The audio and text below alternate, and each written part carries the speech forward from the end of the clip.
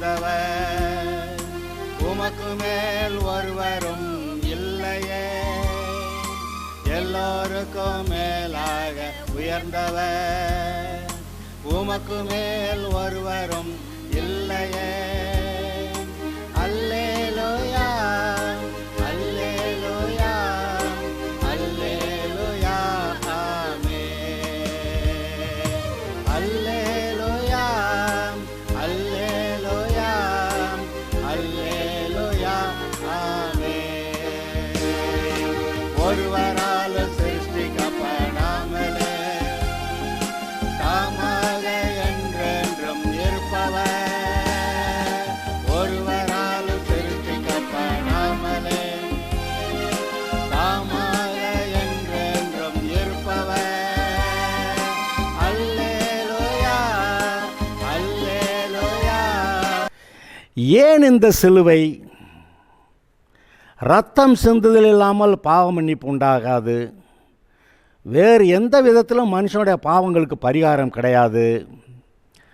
மனிதனுடைய பாவத்தோடைய அந்த கோரத்தன்மை, அந்த பயங்கர தன்மை எப்படிப்பட்டது என்று நாம் அறிய வேண்டுமானால் இயேசுவின் சிலுவை பாடுகளை நாம் கவனிக்க வேண்டும் என்று சொன்னேன். இப்பொழுது அந்த இரத்தம் சிந்துதல் இல்லாமல் பாவ மன்னிப்பு உண்டாகாது அப்படிங்கிற வார்த்தையை இன்னும் கொஞ்சம் சற்று நான் விளக்கி சொல்ல விரும்புகிறேன். ஆதியாகமம் 9வது அதிகாரத்தில் ஒரு ஜீவராசியோடைய உயிர் அதன் இரத்தத்தில் இருக்கிறது. ஆதலால் நீ இரத்தத்தோடு அந்த ஆட்டை மாட்டை நீ சாப்பிடக்கூடாது என்று சொல்ல வருகிறார். ஏனென்றால் அந்த இரத்தத்திலே அதோடைய ஜீவன் இருக்கிறது. அந்த இரத்தத்தை நீ புசிப்பாயானால் அந்த இரத்தத்தை நீ அந்த உயிரை நீ குடித்து விட்டாய். அவன் இன்னாரோடைய உயிரை குடிச்சு விட்டான் அப்படின்னு சொல்லுவாங்கல்ல. அப்படியானா அந்த கண்ணோட்டத்தில் பாருங்கள், நீங்கள் ஆட்டோடைய மாட்டோடைய வேறு எந்த ஜீவராசியை நீங்கள் புசிச்சா, அந்த மாம்சத்தை புசிச்சா, அந்த மாம்சத்தை நீ அதோடைய இரத்தத்தோடு புசிக்காதேன்னு எழுதியிருக்கு. அந்த இரத்தத்தை புசிக்கும்போது அதை உயிரை குடிச்சிட்ட நீன்றார். ஆதலால் கிறிஸ்டியானிட்டியில் எந்த ஒரு மிருகத்தோடைய சரீரத்தை அந்த மாம்சத்தை புசிக்கும்போது இரத்தத்தோட புசிக்க அனுமதி இல்லை. அப்படி புசித்தால் அது ஒரு கொடிய பாவமாய் எண்ணப்படுகிறது.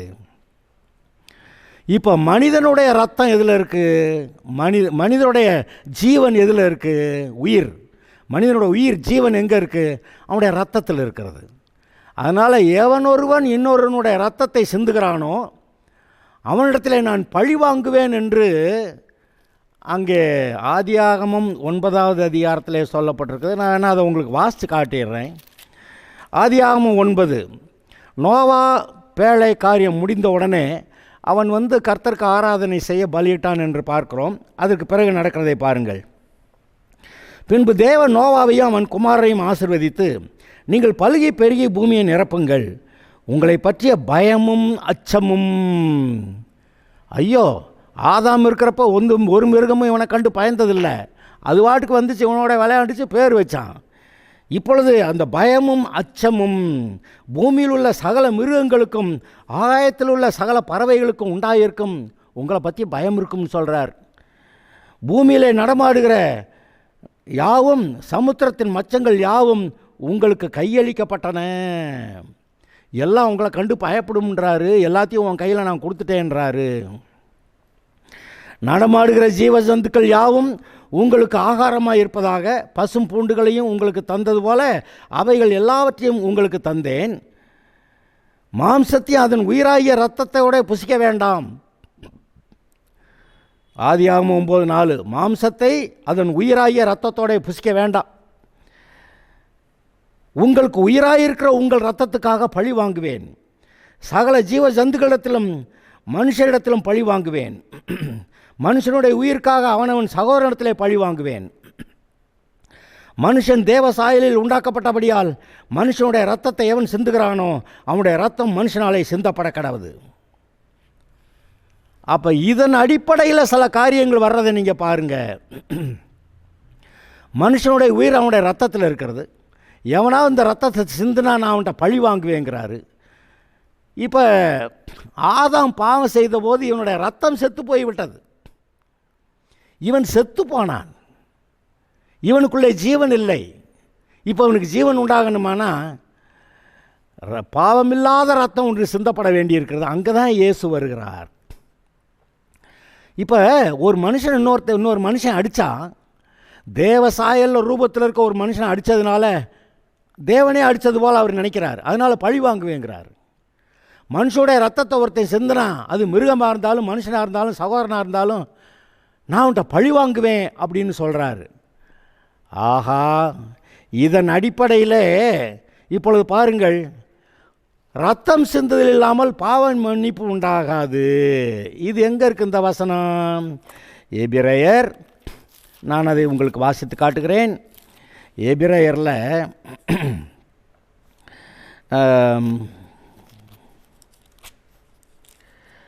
9வது அதிகாரம் 22வது வசனம். நியாயப்பிரமாணத்தின்படி கொஞ்சம் குறைய எல்லாம் இரத்தத்தினாலே சுத்திகரிக்கப்படும். அது ஆடு மாடு ரத்தத்தை பற்றி பேசும்போது சொல்கிறார். ரத்தம் சிந்துதல் இல்லாமல் பாவ மன்னிப்பு உண்டாகாது. பின்னாடியே வாசிக்கிறேன், கவனிங்க. ஆதலால் பரலோகத்தில் உள்ளவைகளுக்கு சாயலானவைகள், பரலோகத்தில் இருக்க அந்த ஆசரிப்பு கூடாரம், அந்த தேவனுடைய ஆலயம், அதுக்கு சாயலாக இருக்கிற இங்கே இருக்க ஆசரிப்பு கூடாரம், இங்கே இருக்க மனுஷர் எல்லாரும் இந்த சாயலானவைகள் இப்படிப்பட்ட பலிகளினாலே சுத்திகரிக்கப்பட வேண்டியதாக இருந்தது. என்ன பலி? பாவ நிவாரண பலி, குற்ற நிவாரண பலி, சர்வாங்க தகன பலி, சமாதான பலி, எல்லாம் ஆடு பாடு ரத்தத்தை சிந்தி. இப்படி தேவனுடைய பரலோகத்தில் இருக்கிறவைகளுக்கு சாயலானவைகள் இப்படிப்பட்டதினாலே பரிசுத்தப்படுத்த வேண்டியதாக இருந்தது. பரலோகத்தில் உள்ளவைகளோ இவைகளிலும் விசேஷித்த பலிகளினாலே சுத்திகரிக்கப்பட வேண்டியதே. இந்த இருக்க ஆடு மாடு தவிர அந்தபடி மெய்யான பரிசுத்த ஸ்தலத்துக்கு அடையாளமாக இருக்கிற, கையினால் செய்யப்பட்டதாக இருக்கிற பரிசுத்த ஸ்தலத்துக்குள்ளே கிறிஸ்துவானவர் பிரவேசியாமல், இந்த கையினால் இந்த உடன்படிக்கப்பட்டு ஆலயமெல்லாம் கட்டினாங்களே, இங்கே இருக்கிற அந்த பரிசுத்த ஸ்தலத்துக்குள்ளே இயேசுவானவர் நுழையாமல் பரலோகத்தில் தானே இப்பொழுது நமக்காக தேவனுடைய சமூகத்தில் பிரத்யட்சமாகும்படி பிரவேசித்திருக்கிறார். பிரதான ஆசாரியராகிய இயேசு தன்னையே பலியாக கொடுத்த மனிதனுடைய பாவங்களை சுமந்து தீர்க்கிற தேவாட்டுக்குட்டி, இவர்தான் தேவாட்டுக்குட்டி, இவர்தான் பிரதான ஆசாரியர். இவர் தன்னுடைய ரத்தத்தை எடுத்துக்கொண்டு, பிரதான ஆசாரியராக தன்னுடைய ரத்தத்தை எடுத்துக்கொண்டு பரலோகத்தில் இருக்கிற அங்கே இருக்க தேவனுடைய ஆலயத்தில், அங்கே இருக்க பலிபீடத்திலே தெளித்தார். இங்கே பூமியில் இருக்கிறதுக்கெல்லாம் இந்த ஆடு மாடு ரத்தத்தினால ஏதோ ஒரு மாதிரி பரிசுத்தப்படுத்தப்பட்டதுன்னு சொல்கிறோம். இப்போ பரலோகத்தில் இருக்கிறவைகளுக்கு சாயலானவைகளே இப்படிப்பட்ட பலிகளினால பரிசுத்தப்படுத்த வேண்டுமானால், பரலோகத்தில் உள்ளவைகள் எப்படி பரிசுத்தமாக்கப்படணும்? நம்மளாம் பரலோகத்துக்குரியவர்கள், இது எப்படி பரிசுத்தமாக்குறது? இயேசு பாவமில்லாதவராய் வந்த பிரதான ஆசாரியர், பாவமில்லாத தேவ ஆட்டுக்குட்டி, அதோடைய ரத்தத்தை சிந்தி இவர் அந்த ரத்தத்தை எடுத்துக்கிட்டு பரலோகத்தில் இருக்கிறது தேவனுடைய ஆலயத்தில் போய் அங்கே இருக்க பலிபீடத்தில் தெளிக்கிறாரு. பிரதான ஆசாரியின் அந்நிய ரத்தத்தோட வருஷந்தோறும் பரிசுத்த ஸ்தலத்துக்குள் பிரவேசிக்கிறது போல அவர் அநேகந்தரம் தம்மை பலியிடும்படி பிரவேசிக்கவில்லை. இந்த பிரதான ஆசாரியின் பூமியில் இருக்கப்போ வருஷம் பலியிடுவான். ஆனால் இயேசுவானவர் அப்படி வருஷம் பலியிட்டுக்கிட்டு இருக்கல, ஒரே தடவை தன்னை பலியிட்டார். அப்படி இருந்ததானால் உலகம் உண்டான முதல் கொண்டு அவர் அநேகந்தரம் பாடுபட வேண்டியதாக இருக்குமே. அப்படி அல்ல, அவர் தம்மை தாமே பலியிடுகிறதுனாலே பாவங்களை நீக்கும் பொருட்டாக, பாவங்களை மூடி வைக்கலை, பாவங்களை நீக்கும் பொருட்டாக இந்த கடைசி காலத்தில் ஒரே தரம் வெளிப்பட்டார். அன்றைய ஒரே தரம் மரிப்பதும் பின்பு நியாயத்திற்படைவதும் மனுஷருக்கு நியமிக்கப்பட்டிருக்கிறபடியே கிறிஸ்துவும் அநேகருடைய பாவங்களை சுமந்து தீர்க்கும்படிக்கு ஒரே தரம் பலியிடப்பட்டு தமக்காக காத்து கொண்டிருக்கிறவர்களுக்கு ரட்சிப்பை அருளும்படி ரெண்டாம் தரம் பாவமில்லாமல் தரிசனமாவார். ரெண்டாம் தரம்னா மறுபடி இயேசுவோடைய வருகை வரும்போது அவர் பாவமில்லாமல் தரிசனமாவார். இப்போ இது வரைக்கும் என்ன வாசித்தான்? ஒருத்தனை கொன்னா, ரத்தம் சிந்தனா, அதுக்கு நான் பழி வாங்குவேன்னு கர்த்தர் சொல்கிறார். ஏன்னு கேட்டால் இந்த மனுஷனோட உயிர் அந்த ரத்தத்தில் இருந்துச்சு. நீ ரத்தத்தை சிந்தின, அப்போ அவன் உயிரை குடிச்ச நீ, நான் உனக்கு அதுக்கு பழி வாங்குவேன்.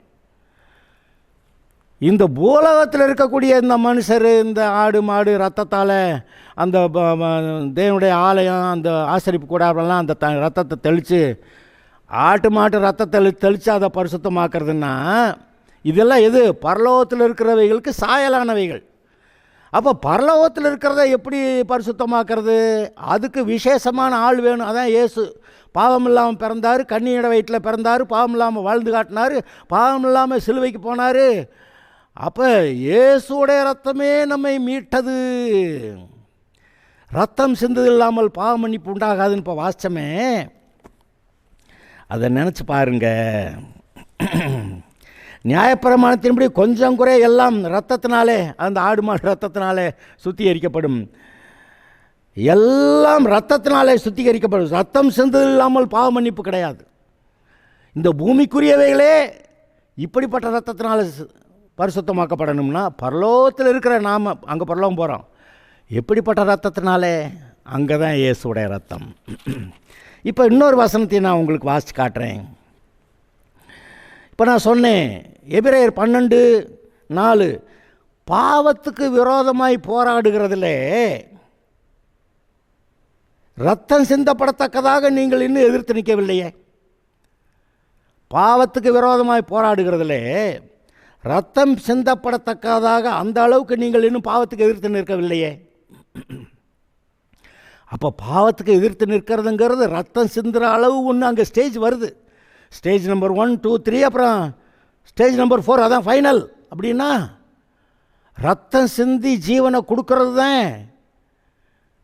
அப்போ தான் அப்படி நம்ம பாவத்துக்கு எதிர்த்து நிற்க வேண்டியிருக்கு. அதான் ரத்த சாட்சியாய் மரிக்கிறது என்று சொன்னோம்.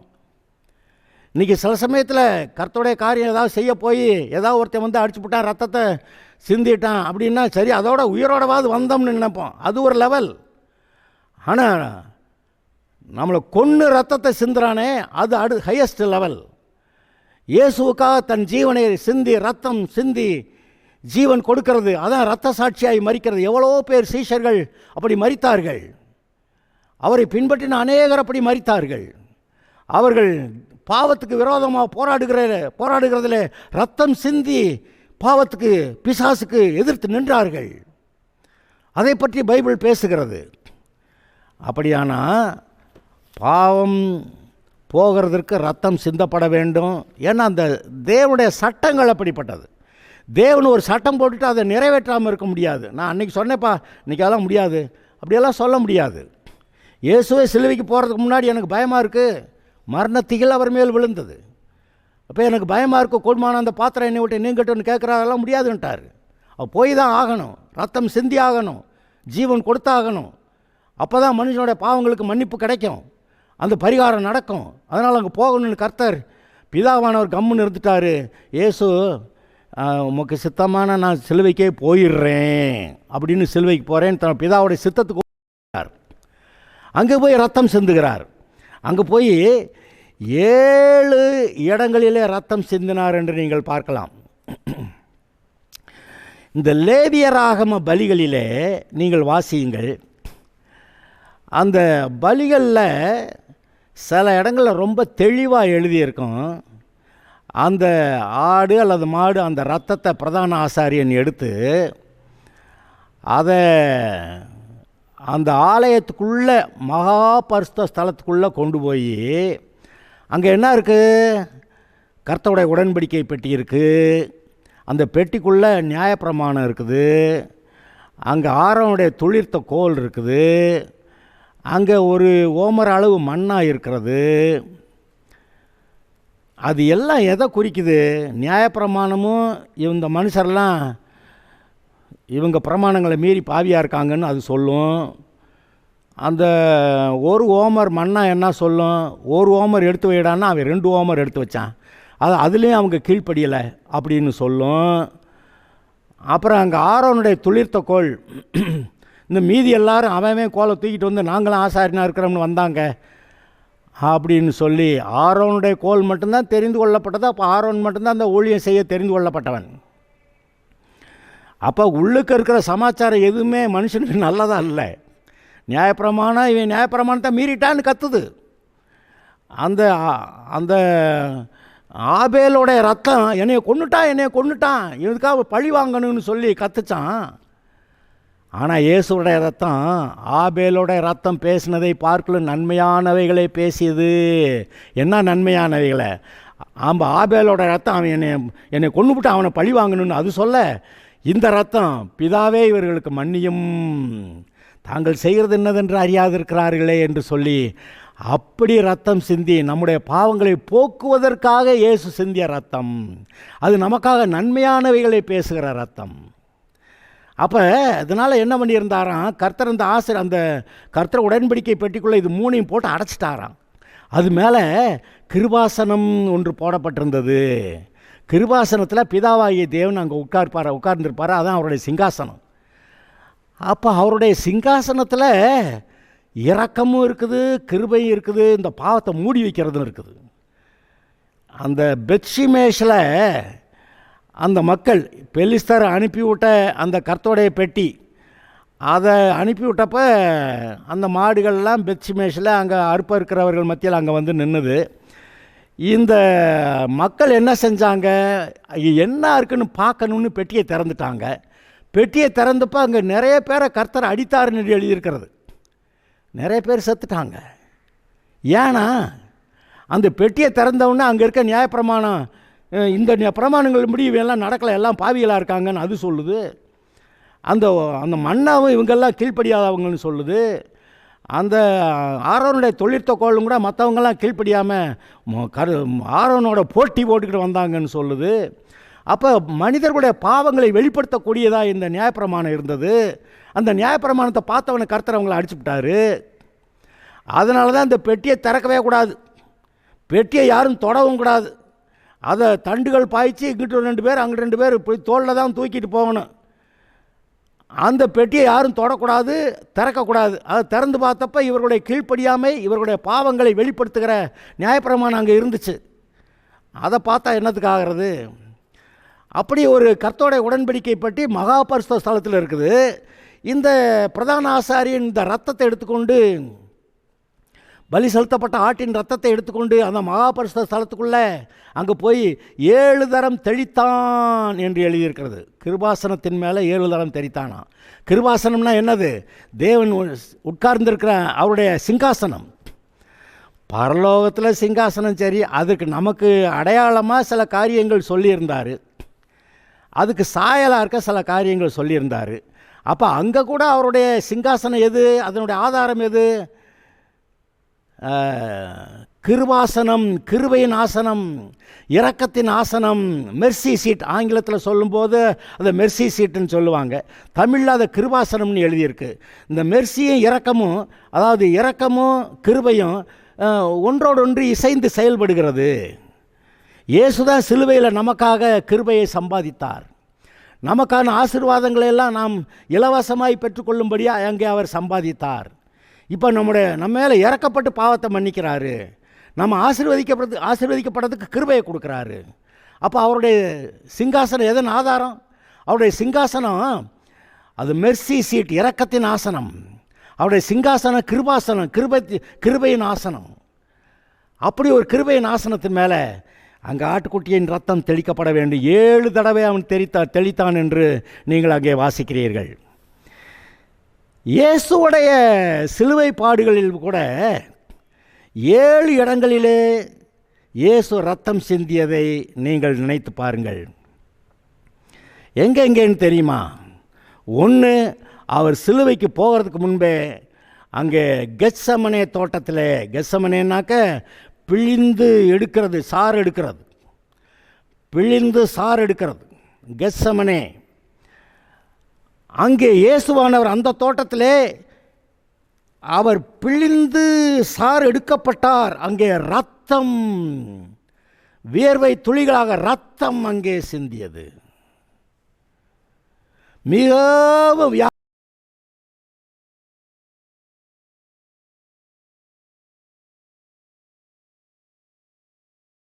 என்னுடைய பலன் இல்லை, உம்முடைய பரிசுத்த ஆவியானவருடைய பலத்தில் நான் போகணும், நான் தாக்கு பிடிக்கணும், என்னை பலப்படுத்தணும் என்று சொல்லி அங்கே போராடி ஜெபம் பண்ணினார். ஜெபத்துக்கு சீஷர்களை உதவிக்கு கேட்டார், நீங்கள் கொஞ்சம் நேரம் இருந்து ஜெபம் பண்ணுங்க ஐயா. நாங்கள் போய் ஜெபம் பண்ணிட்டு வரேன்னு சொன்னால் திரும்பி வந்தால் தூங்கிட்டு இருக்கானுங்க. அவங்களே குறை சொல்ல முடியாது. ஏன்னா துக்கத்தில் இவர் சிலுவைக்கு போகிறாருன்னு கேட்டவுடனே துக்கத்தில், அந்த துக்கத்திலே அவங்களுக்கு தூக்கம் வந்துருச்சு. 2வது தடவை போய் ஜெபம் பண்ணுறாரு, திரும்பி வந்து பார்த்தா தூங்கிட்டு இருக்கிறாங்க. கொஞ்ச நேரம் 1 மணி நேரமாவது விழித்திருக்கக்கூடாதா? எனக்காக ஜெபம் பண்ணுங்கயான்னு கேட்டால் தூங்கிட்டாங்க. இன்றைக்கு நமக்கு அநேகருக்கு யாராவது ஜெபம் பண்ண மாட்டாங்களான்னு கேட்டால் அப்படி யார்கிட்டெல்லாம் கேட்குறோமோ அப்படியே நிறைய பேர் தூங்கிடுறாங்க. அதனால் ஆவியானவரே யாரோ ஒருத்தர்கிட்ட சொல்லி இன்னாருக்காக ஜெபம் பண்ணுன்னு ஒரு வார்த்தை ஜெபம் பண்ண வைக்கிறாரு. அந்த பரிந்து பேசுதல் ஜெபம் நமக்கு உடனே வேலை செய்கிறது, நம்மை பாதுகாக்கிறது, விடுதலையாக்குகிறது. அப்படியானா நாம் கேட்குற மாதிரி ஜெபங்கள் நடக்கலை. ஆவியானவரே அங்கே சில ஜெபங்களை நமக்காக ஏற்படுத்துகிறார். அங்கே பரிந்து பேசுதல் நடக்கிறது. தன்னுடைய ரத்தம் வேர்வை துளியாக சிந்துகிற அளவுக்கு வியாகுலப்பட்டு அவர் அங்கே வேதனையோட கண்ணீரோட அப்படி ஜெபம் பண்ணினார். அங்கே அவருடைய ரத்தம் சிந்தப்பட்டது. அவரை அந்த அந்த ஜெபத்தில் அவரை பலப்படுத்துவதற்கு ஒரு தூதன் வந்து அவரை பலப்படுத்தினான் என்று அங்கே நீங்கள் வாசிக்கவில்லையா? அவருக்கு அதுக்கு மேலே முடியலை. ஒரு தூதன் வந்து அவரை பலப்படுத்தினான், ஜெபத்தை முடித்தார். அந்த ஜெபத்திலேயே சிலுவைக்கான காரியங்களிலே ஜெயம் எடுத்தார். இன்றைக்கு நாம் சில ஜெபங்களை ஒழுங்காக பண்ணலைன்னா அந்த சோதனை வரும்போது அதுலேருந்து ஓடி போயிடுறோம், தோற்று போயிடுறோம், என்னமோ அது ஆயிடுது. ஆனால் உண்மையாகவே பரிசுத்த ஆவியில் நிறைந்து ஜெபித்தா அந்த சோதனையிலே நாம் ஜெயித்து விடுவோம். அங்கே பேதுரு தூங்கி போயிட்டேன், அங்கே ஆபத்து வர்றப்ப எனக்கு தெரியாது வரேன்னு சொல்லிவிட்டான். என்னுடைய வாழ்க்கையில் எனக்கு அனுபவம் இருக்கிறது. ஒரு குறிப்பிட்ட பயங்கரமான ஆபத்து, அப்படி ஒரு ஆபத்து அப்படி வருதுன்னு எனக்கு தெரியாது.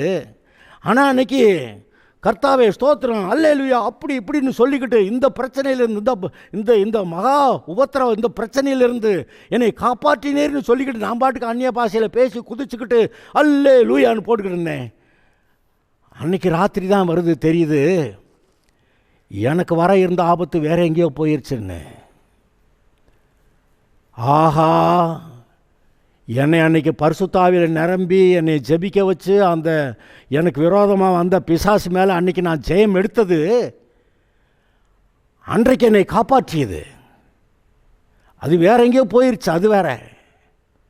அப்படியானா நம்முடைய வாழ்க்கையில் இயேசு தான் சிலுவைக்கு போகிறதுக்கு முன்னாடி அவ்வளவு பாடுபட்டு ரத்தம் சிந்தி வியாகுலப்பட்டு வியர்வை ரத்தமாக சிந்தி ஜெபம் பண்ணாரே. நம்முடைய வாழ்க்கையிலும் தேவைப்படும் போதெல்லாம் அப்படி ஜெபத்தில் பரிசுத்த ஆவியானவர் நம்மை நடத்துவாரே. அந்த ஜெபங்களை நாம் ஒழுங்காக பண்ணுறோமா? இல்லை யார்ட்டையாவது கூப்பிட்டு பிரதர் சிஸ்டர் எனக்கு ஜெபம் பண்ணுங்க, இது சரிப்படாது. நாம் ஜெபம் பண்ண வேண்டியதை நம்ம தான் ஜெபிக்கணும். நம்ம பார்த்து அடுத்தவங்க மேலே ஏற்ற முடியாது, அவங்க ஏற்றுக்கிற மாட்டாங்க. அது அப்படி நடக்காது. இயேசு எனக்கு உதவி இல்லை, யாரும் எனக்கு உதவியாக வரல, நானே கடைசியில் பார்த்த நான் சுமந்தேன்னு சொல்கிறார். அப்படி ஜெபித்து அங்கே ரத்தம் சிந்தினார். இன்னொரு இடத்துல ஏசாயா 50 அங்கே இயேசுவானவரை தாடியை பிடுங்கினாங்கன்னு எழுதியிருக்கு. தீர்க்க தரிசன பகுதி தான், நேரடியாக இருக்குதான்னு கேட்காதீங்க. அநேக தீர்க்க தரிசனங்கள் எதுக்கோ சொல்லும்போது இயேசுவை பற்றி சொல்லியிருக்கிறதே. ஏசாயா 50 தீர்க்கதரிசி யார்? ஏசாயா. அந்த ஏசாயா தீர்க்கதரிசி அவன் சொல்கிறான் 4வது வசனத்திலிருந்து, 50வது அதிகாரம் 4வது வசனத்திலிருந்து, இளைப்படைந்தவனுக்கு சமயத்திற்கேற்ற வார்த்தை சொல்ல நான் அறியும்படிக்கு கர்த்தராகிய ஆண்டவர் எனக்கு கல்விமானின் நாவை தந்தருளினார். காலைதோறும் என்னை எழுப்புகிறார். நான் கற்றுக்கொள்ளுகிறவர்களைப் போல நான் கேட்கும்படி என் செவியை கவனிக்க செய்கிறார். கர்த்தராகிய ஆண்டவர் என் செவியை திறந்தார். நான் எதிர்க்கவும் இல்லை, நான் பின்வாங்கவும் இல்லை. அடுத்த வரியை கவனிங்க. அடிக்கிறவர்களுக்கு என் முதுகையும் தாடை மயிரை பிடுங்குகிறவர்களுக்கு என் தாடைகளையும் ஒப்பு கொடுத்தேன். தாடை மயிரை பிடுங்குகிறவர்களுக்கு என் தாடையையும், அடிக்கிறவர்களுக்கு என் முதுகையும், தாடை மயிரை பிடுங்குகிறவர்களுக்கு என் தாடைகளையும் ஒப்பு கொடுத்தேன். அவமானத்துக்கும் உமிழ்நீருக்கும் என் முகத்தை நான் மறைக்கவில்லை. கர்த்தராகிய ஆண்டவர் எனக்கு துணை செய்கிறார். ஆகையால் நான் வெட்கப்படேன். நான் வெட்கப்பட்டு போவதில்லை என்று அறிந்திருக்கிறேன். ஆதலால் என் முகத்தை கற்பாறையைப் போலாக்கினேன். என்னை நீதிமானாக்குகிறவர் சமீபமாயிருக்கிறார். என்னோட வழக்காடுகிறவன் யார்? ஏகமாய் நிற்போமாக. யார் எனக்கு எதிராளி? அவன் என்னிடத்தில் வரட்டும். அந்த வசனத்தை வாசிங்கன்னா அங்கே எப்படி இயேசுவானவர் நமக்காக மீட்பிற்காக காரியம் செய்கிறாரு, அதை ஏற்றுக்கொள்ளாதவர்கள் எப்படி தண்டிக்கப்படுவார்கள் அப்படின்னு பின்னாடி வருது. அதை எல்லாமே சங்கீதம் 129 என் சிறுவயது தொடங்கி அநேகந்தரம் என்னை நெருக்கினார்கள். என் சிறுவயது தொடங்கி அநேகந்தரம் என்னை நெருக்கியும் என்னை மேற்கொள்ளாமல் போனார்கள். உழுகிறவர்கள் என் முதுகின் மேல் உழுது, என்னது உழுகிறவர்கள் என் முதுகின் மேல் உழுது தங்கள் படைசால்களை நீளமாக்கினார்கள். இயேசுடைய முதுகில் உழுதார்களாம். அதான இயேசுடைய சிலுவை பாடுகளில் அவர் முதுகெல்லாம் காயம், ஒரே காயம் என்று சொல்லுகிறோம். இப்போ நம்ம 3 இடத்துல பார்த்துட்டோம்.